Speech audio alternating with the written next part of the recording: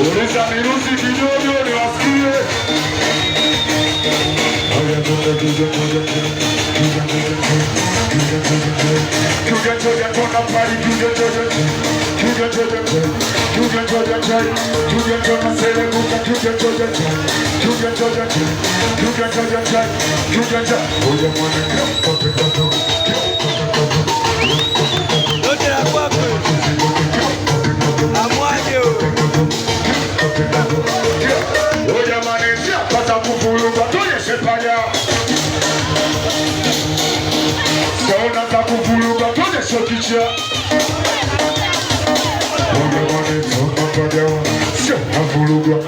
Unapagawa kiutu uzima kwa heshima na nguna vile waziwa tumie neno